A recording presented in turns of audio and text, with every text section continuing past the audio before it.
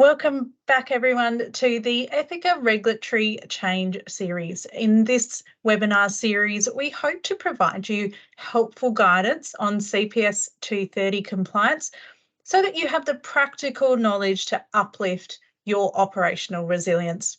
So today we're going to spend the next 30 minutes focusing on another critical part of CPS 230, managing your operational risk. But before we do that, a quick word from our sponsors. The world has changed. We have changed. Ethica Group is meeting the moment with a woman-led advisory and talent firm, placing integrity at its core, leading by example for a more equitable future. At the forefront of emerging tech and regulation, we operate across key technical areas, providing pragmatic commercial support and superior talent solutions for businesses navigating change. Driven by purpose, we give back. Ethica elevates modern workplaces and strives to uplift humanity, empowering change for better tomorrows today. Perfect. So to those of you joining for the first time, my name is Ramona Roach and I'm CEO of Ethica Group. We're an advisory and talent solutions firm focused on regulatory change and innovation and tech. Today, I am joined once again by Richard, one of our risk and compliance experts, and Susanna, one of our legal advisors. Thank you both for being here today. So panel, let's jump straight in. Why does the topic of operational risk management resonate with you, Richard? Well, operational risk is a broad and multifaceted concept that refers to the risk of loss resulting from inadequate or failed internal processes, systems, people, or external events. It is one of the key regulatory categories in financial institutions and businesses in general. With new and heightened risks, like we can just think of crypto, blockchain, recent events, this is a real focus for APRA, and APRA entities need to get this right. Absolutely. And Susanna, for you? From my experience working in in-house roles, I've seen how strong operational risk measures can help organisations' operations flow well together on a daily basis, even in the face of issues and problems. As we've witnessed in recent times, operational risk is a real threat. Having a solid risk framework is key to managing risk, keeping customers happy, and reducing reputational risk. And personally, what I love about this topic is that it brings together many of the concepts that we've been discussing in previous webinars into one neat package. So let's get into it. We're going to focus on what's required under CPS 230 in relation to operational risk management, and that's going to give you an in-depth insight into the requirements and the expectations of the regulator in this regard. So please do submit your questions and comments in the Q&A chat and we'll try and get them all answered today. What's great about Ethica is that we run a full service firm. So cross-functional implementation support by our team is seamless, especially when you need specialised operational and technology risk management advice, as well as insights on regulatory compliance. It's actually really unique to have a purpose-driven boutique advisory firm who can help you implement the change of CPS 230 across all work streams, whether it's from ops risk to BCM to governance advisory and supplier contracts. So we've got you covered. So Susanna, let's recap the key takeaways from our webinar so far. As we've mentioned in previous webinars, there are 4 interrelated work streams to CPS 230. Whilst you may start working on each separately, the concepts are relevant to each other and compliance is concurrent and not linear. APRA has said it will be checking for the existence of a change management plan with the 4 work streams correlating to the requirements of the standard mapped out.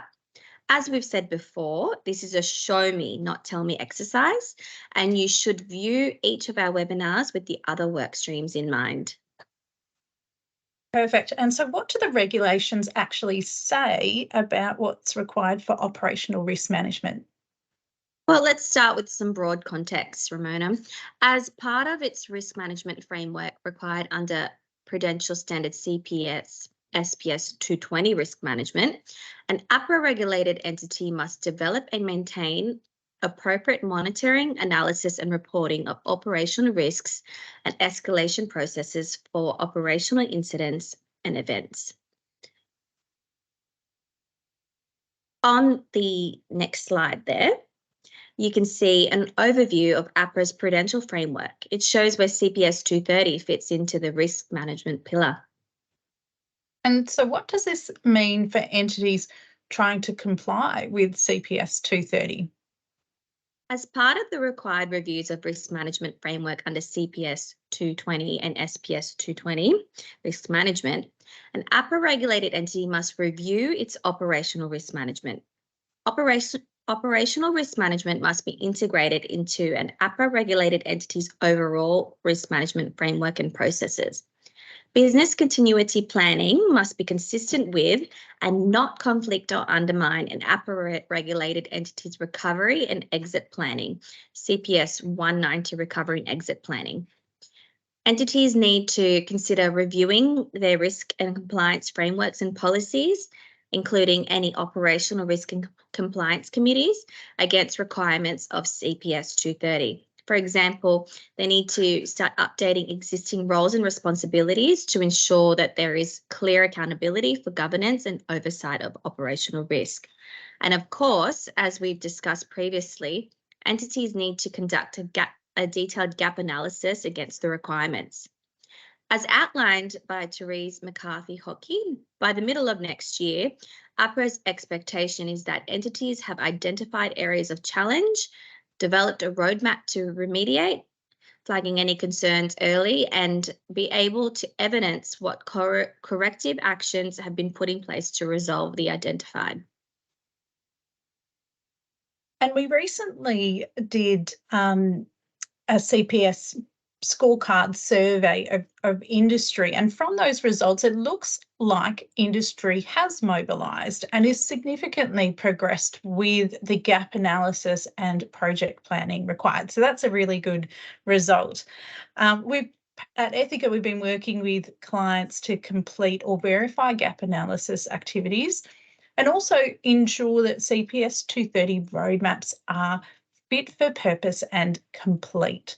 So if you do need any help with this, please do reach out. We can have you set up in 3 to 5 weeks with a gap analysis and project plan to compliance, which would be a really great way to end the year, right, Richard? I could think of nothing better, but it is quite important, particularly the gap analysis and the roadmap. And I think the work that Ethica has been doing is really helping clients get that understanding and be able to position the extent of the work to executive management and the board. Perfect. Okay, so let's talk a little bit now about what happens in terms of non-compliance. Susanna, what are APRA's powers if operational risk weaknesses have been identified?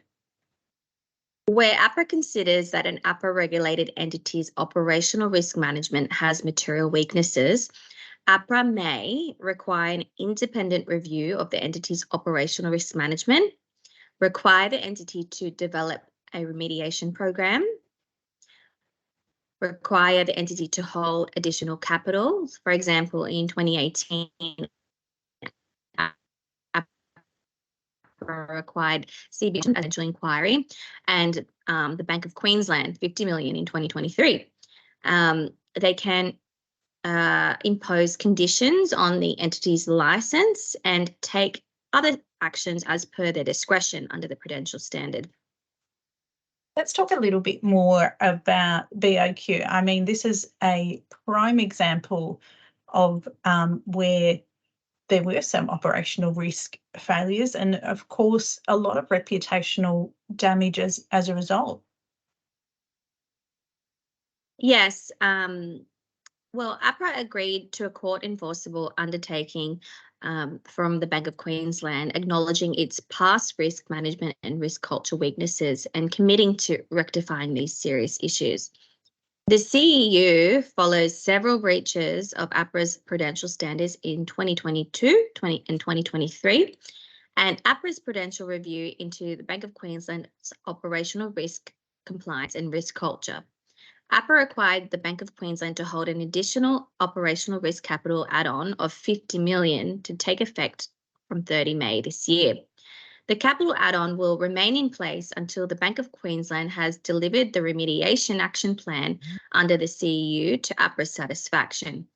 The Bank of Queensland was publicly named as not being operationally resilient, and this was obviously not a good outcome reputationally. Paragraph 24 of CPS 230 says an APRA-regulated entity must manage its full range of operational risks, including but not limited to legal risk, regulatory risk, compliance risk, conduct risk, technology risk, data risk, and change management risk. Senior management are responsible for operational risk management across the end-to-end processes for all business operations. Again, this will require a review of all risk and compliance frameworks and policies and supporting materials. This would be end-to-end process owners, risk type owners, risk control taxonomy, operational risk management framework guide, and risk stewards guide. It is important to note here that the draft prudential guide says that whilst there is a wide range of operational risks and CPS 230 outlines some of the risks that are to be managed, it is the responsibility of the entity to ensure that it captures, defines, and manages all specific operational risks that are most relevant to its operations. Thanks, Susanna. I mean, that is a lot of detail there, but obviously the BOQ case is one that risk professionals can obviously use to demonstrate the repercussions there. So, Richard, have you got any tips from your experience as to how an organisation can identify relevant risks or any examples in that regard? Yeah, sure, Ramona. Going back to first principles, operational risk management is a process involving risk analysis, strategy, and risk control to identify and reduce risks that may occur in the business on a daily basis.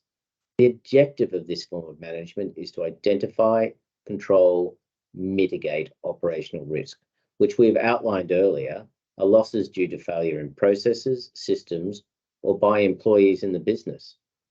My view and the key to any regulatory change or enhancement is building on existing processes.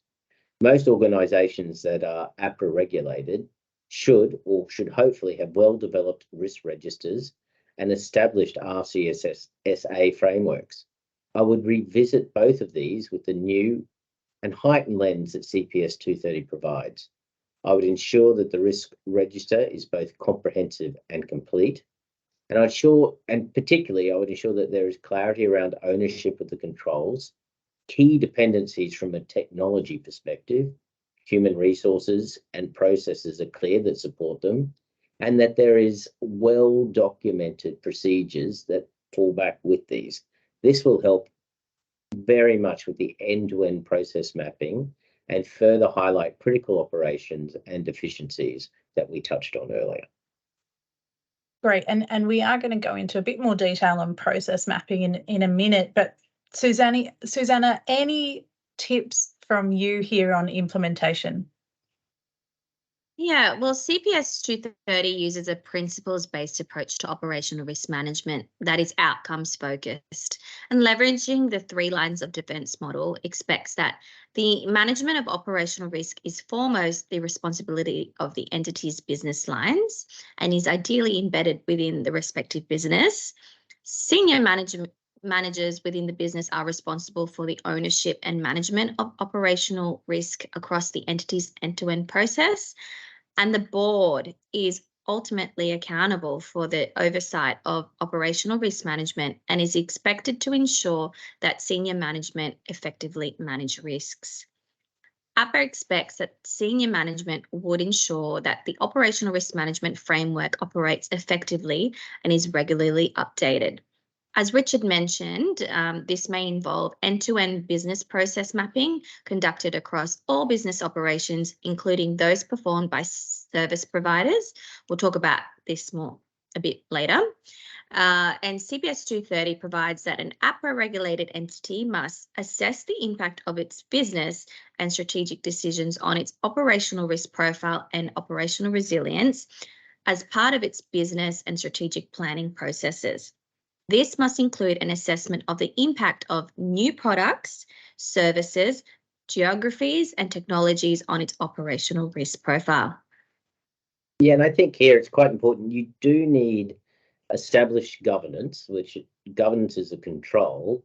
So operational risk and broader operational resilience issue are formally considered by the business, second line functions, and also the third line, who may want to, audit are going to need to basically play a pivotal role in this and consider what's the impact of these changes on their plans. Particularly with regard to IT and DR, it is essential that all these considerations are taken into account before you look at establishing a new product, purchasing a company, or changing your strategy. Now, just touching back on IT, I think the key thing to note between the draft and the final standard is that APRA consciously replaced the term IT infrastructure to IT capability for entities to give consideration not just to the infrastructure, but also the people risk and the need for skilled IT resources required not only to operate IT infrastructure, but to assess and monitor the risks. That is so interesting and such a good pickup, Richard, because obviously your IT infrastructure that people focus on so much means little without the specialised resources to drive it. Yes, I think that gets overlooked sometimes, that you do need expertise, both in first and second line. And technology is a very, it is different to market risk or credit risk. And I just think people need to keep that in mind. So let's consider technology risk now. There really isn't a business that doesn't face some form of tech risk in this day and age. Recently, the government released its cyber security strategy, aiming to make Australia the most cyber secure country in the world by 2030. So what does APRA expect of entities in relation to tech risk, Susanna? In assessing technology risk, organisations should consider things like whether risk controls need to be changed each time a new product or technology is used or offered, reevaluating risks involved, and these things should include the risks that are naturally associated with the project or change, the plan measures to control and minimise those risks, how these risks will affect the overall picture of the company, any limits or guidelines on how much risk the company is willing to accept, implementing ongoing monitoring and review policies, and the risks associated with using cryptocurrency. And APRA is really quite prescriptive on IT critical infrastructure, aren't they? That's Ramona. Entities must maintain appropriate and sound information and technology capabilities to meet its current and projected business requirements and to support its critical operations and risk management. In managing IT risks, an APRA-regulated entity must monitor the age and health of its information assets and meet the requirements for the information security in Prudential Standard CPS 234. So emerging tech is obviously a passion of mine, given our focus at Ethica AI on building customised AI for clients. But Susanna, how should organisations consider operational risk management in light of new products and emerging tech like AI? I think this is a really interesting area, and I think it can be a challenge to work through disruptions in a very fluid environment. CPG 230 is really helpful when it comes to this. Organizations that want to take on new projects or make big changes like introducing new products, materially altering the nature of a product offering, expanding to new places, or using new technologies, as Richard outlined before, must evaluate the risks involved as these things impact an entity's operational risk profile and may require changes to controls and risks. Operations should also consider design and distribution obligations for new products at the same time. And when you're evaluating risk of emerging tech in particular, what should entities consider, Susanna? Any evaluation should be formal and detailed and should be shared with management and the board. The evaluation should cover things like the risks that are naturally associated with the project or change, the planned measures to control and minimize those risks, how these risks will affect the overall risk picture of the company, and any limits or guidelines on how much risk the company is willing to accept. This should be done for any important business decision that should significantly impact how the company operates, including changes that might drastically change the way the company does business. Organizations should have strong management and monitoring systems in place to handle new risks involved with using new technologies. And crypto is a really great example of that. It's such a developing area, Susanna. That's right. When it comes to dealing with cryptocurrencies, it's crucial to manage risks like fraud, cyber attacks, misconduct, financial crimes, and technology problems. APRA expects organizations to do their thorough research and risk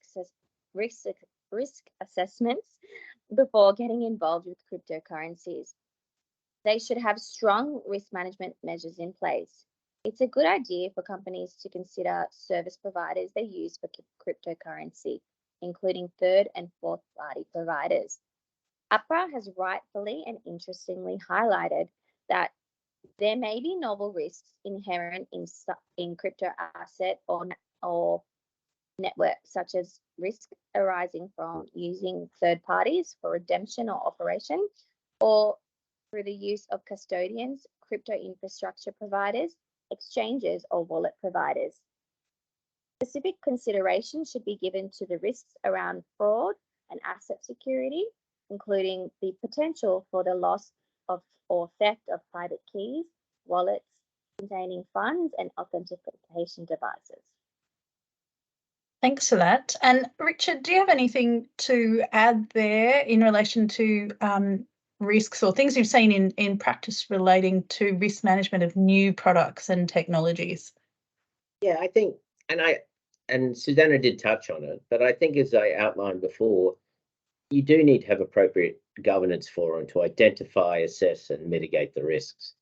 It is also imperative that you have appropriately skilled staff who can do this for new products or control, not only new products, but the development of the controls, particularly those that are using new technology, be that crypto or indeed blockchain, where that, people are looking at Web3, particularly in relation to privacy matters that has. So I think it's imperative that you can have staff that can assess such risks, and that if you're outsourcing or relying on third or fourth party providers, you have that in-house expertise that can challenge them. And, as we covered on previous webinars, you have an obligation to make sure that third and fourth party providers can continue to provide the services for which you need to service your customers. So you need to have appropriate skilled staff who can conduct that due diligence on your behalf. And if you don't have that, it's going to be very hard to demonstrate that organisations have taken reasonable steps under FAR to implement or continue to show that CPS 230, the requirements, are effectively embedded within the organisations. That's right. I mean, it's all interrelated, isn't it? Well, let's take a quick poll now. Audience, when it comes to operational risk management, what are you struggling with, or what do you think you might have issues with in this regard? So vote now if you can. The Slido should have come up on screen for you. I'll just give you a minute. And I can see we've confused ourselves in item number in item A there, that should read CPS 230. So hopefully you've picked up that little issue there. And it looks like most people are really struggling with developing those operational risk controls. No surprises there, panel.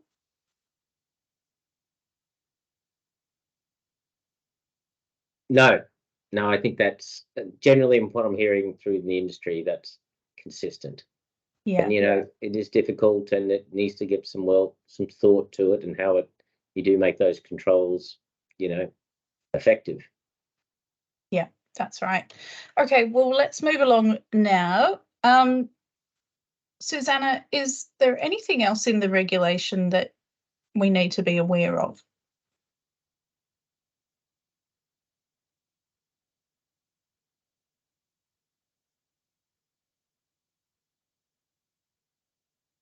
Susanna?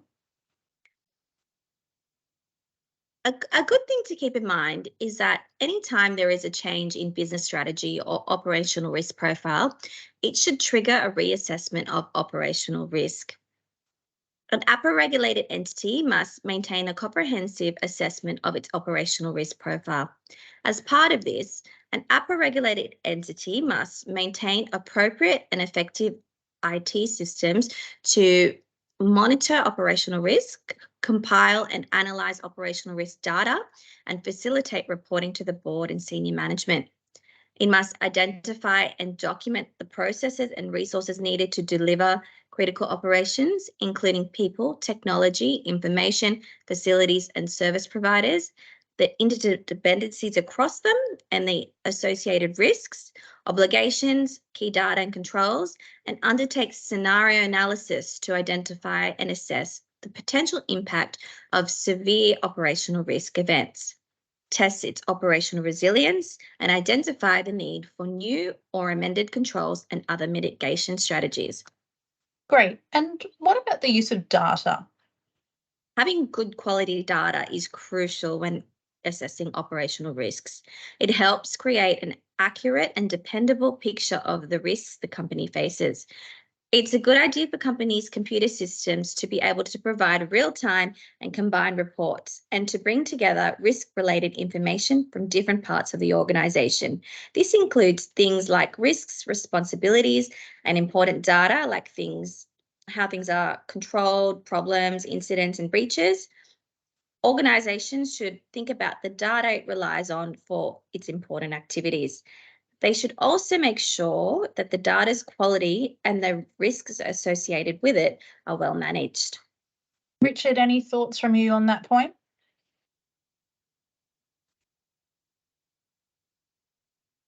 Yeah, I think data is key for the development of KPIs for operational risks, and also will be necessary for the development of tolerance levels, which we've previously discussed. As outlined before, the first point of call is to work with what you already have in existence. Do you have an inventory of the systems that track or monitor operational risk, controls, and obligations information? If so, do those systems produce any data that can be used for these purposes? And have you assessed how that data is currently being consolidated, reported, and including the effectiveness of data quality? I think more and more, and particularly when, like we talked about, this as a show me, not tell me exercise, being able to back up what you're doing with data will be fundamental. Absolutely. So let's talk about self-assessments, because that is something proactive organisations can do internally to meet the obligations. Susanna? Yes. APRA recommends that doing self-assessments and performing end-to-end reviews of critical operations. APRA says self-assessments should cover the entire company, including all its activities, products, and services. Connect and understand how different parts of the company, like risks, responsibilities, important data, and controls, are related. Make sure that the right people at the right level in the company are responsible for managing risks and controls. Keep clear records of assessments, including what actually happens in real life situations. Have clear rules for when risks are serious and need the attention of the company's top management or board of directors. They should formally agree to the risks and action them. Combine all the assessments to help management and the board oversee the company effectively. Perfect.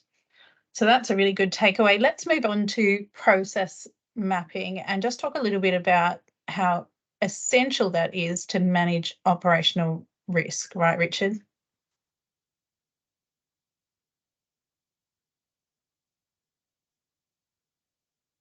I think you're on mute.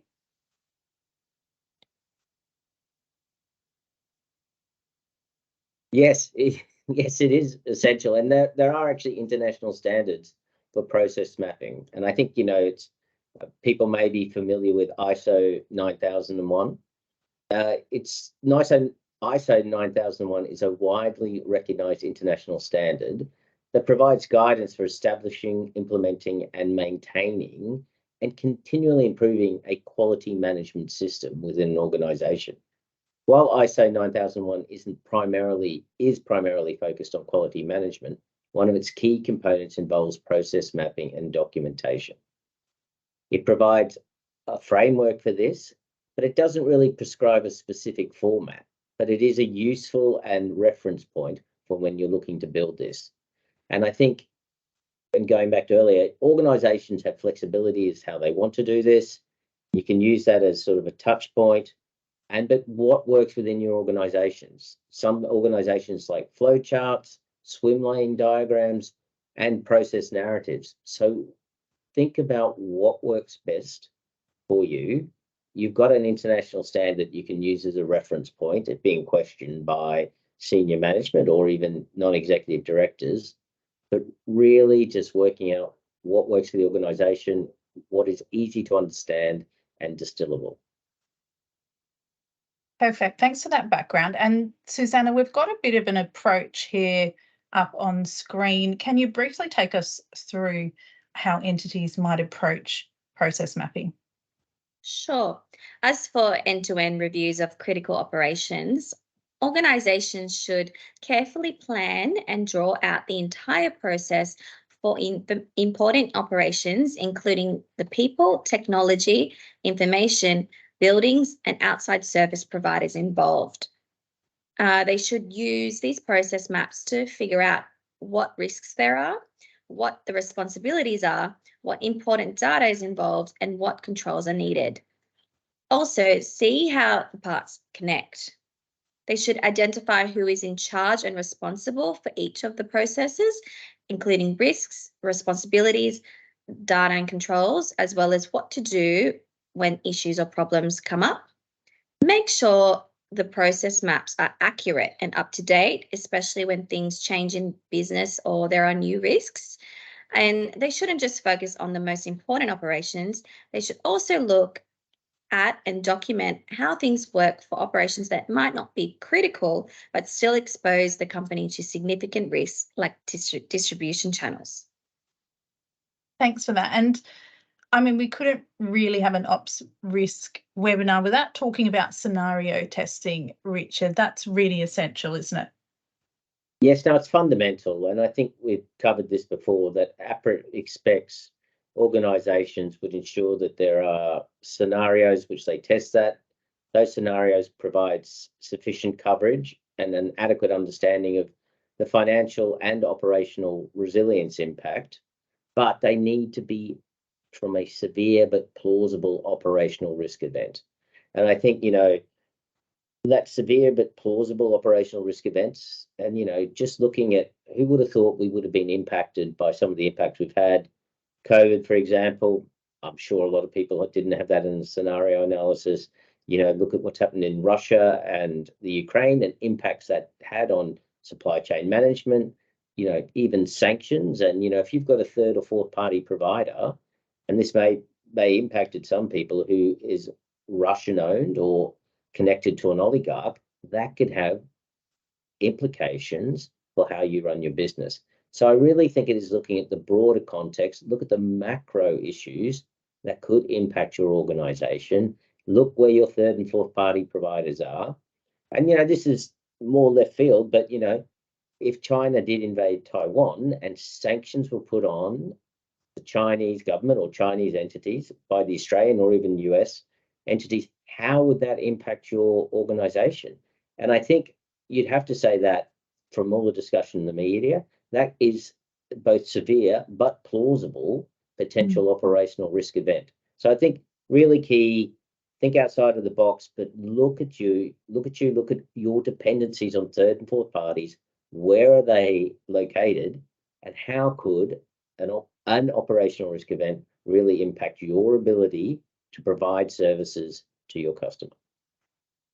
They're really good insights. I think, really doing that interrogation, could really save you if you're in the position where you had to justify to a regulator whether you had taken those reasonable measures. I think, really in having interrogated that testing is important. So, look, we've covered what's required in relation to MSPs in previous webinars. And as we've highlighted, the 4 work streams are related and concurrent. But ops risk management for CPS 230 does have a lot to do with MSP. So I just wanted to touch on here, what entities need to do in this regard. Richard, any thoughts on that? Yeah, I really need to think if entity really needs to focus on whether the service exposes that entity to material operational risks that could, as I just mentioned before, undermine its ability to service customers and its prudential operations. And, I won't cover this, but we've been through this before. Like if it's an ADI, obviously payments are a massive thing, access to accounts. And, a good example to look at for this would be the recent outage on Black Friday in the UK of one of the UK's biggest domestic banks, HSBC, which would be regulated by the equivalent of APRA, the PRA. And, must I save people from buying a lot of junk, but not being able to access your accounts, not being able to access payments, that is critical to the services that you are providing. And I think that'll be a good case study to look at that. We've also covered insurance and super previously, and those key services those provide. But think about it, really you've got to think of what you're doing, either with your current processes or future acquisitions or strategies. How could that impact your ability to service your customers? Perfect. Thank you. And absolutely critical that we can do our online shopping. But Susanna, as for operational risk controls, what's required there? An organisation needs to create and put into practice internal controls that reduce its operational risks. These controls should align with the company's risk tolerance and meet its legal requirements. It must regularly check, review, and test these controls to make sure they are designed well and actually work. How often they do this should depend on how important the risks are. If any problems are found during testing, they should tell senior management and fix them quickly. If it finds significant weaknesses in its operational risk management, including control problems, they need to fix them. They should have clear responsibilities and a plan to make these fixes. Until the issues are resolved, they should include them in their operational risk assessment. If there are problems in its controls, they should quickly identify, report, and fix those issues. To do this effectively, the company should have a robust IT system to track information, regularly check if their controls are still working well, and reevaluate how their controls work and how they affect their risk level and risk tolerance when problems or incidents happen. Okay, well, just in the interest of time, let's maybe talk a little bit about how assessing controls and whether they remain suitable might occur in practice, Richard? Yeah, no, I think this is quite important because you got to look at it. They're trigger events for assessing operational risk and controls.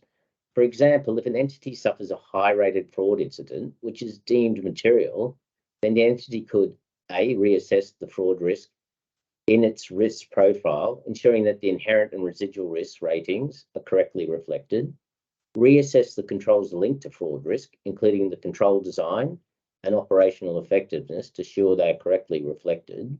And I think this is quite important, conduct a root cause analysis to assist in determining what changes are required to strengthen the control environment.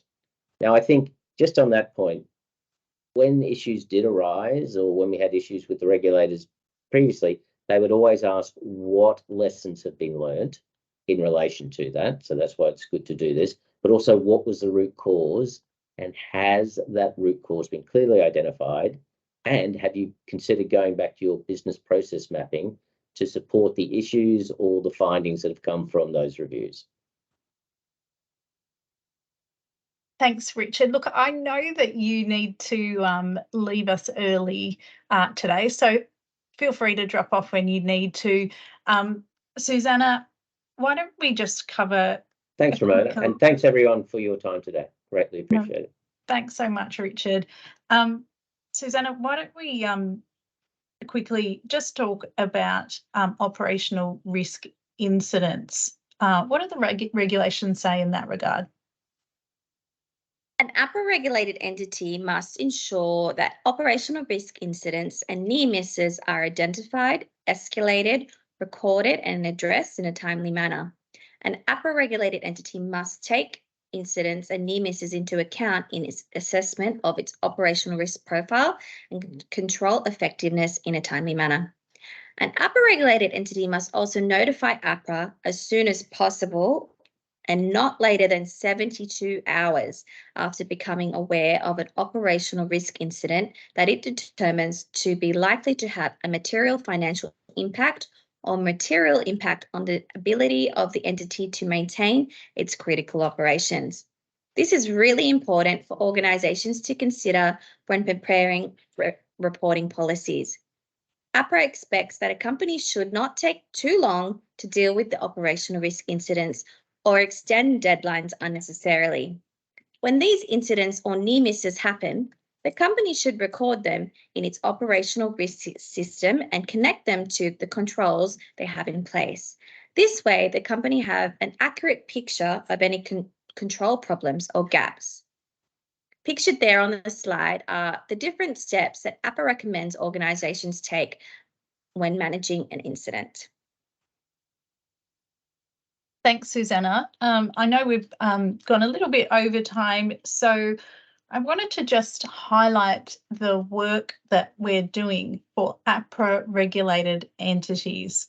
We're working with clients to help get their operational risk management compliant. Specifically, we are conducting detailed gap analysis, or in some cases, verifying the internal gap analysis against the CPS 230 requirements. We're doing end-to-end process mapping to identify MSPs and critical ops. We're defining the risk and controls for each of those processes, designing them with organisations as well, designing their ops risk incident management process, assisting with that necessary data collection, report design and generation, policies, and of course, frameworks. We're conducting workshops with stakeholders to facilitate the change management, and we're updating existing client roles and responsibilities to ensure that there's clear accountability for the oversight of operational risk. So as you can see, it's an end-to-end service and it's very operational. We augment your team with flex resources and technology solutions to get you through periods of high workload. And of course, we're certainly in demand during periods of regulatory change. So if you do need help, please do reach out early. Start talking to us to ensure that your team can flex over the next 12 months or so to ensure that your ops risk management is compliant. So I know that we are pretty much at the end of our time, and whereas we would normally take your questions, unfortunately we will need to come back to you directly with answers on those questions, but thank you for dropping them into the Q&A tab.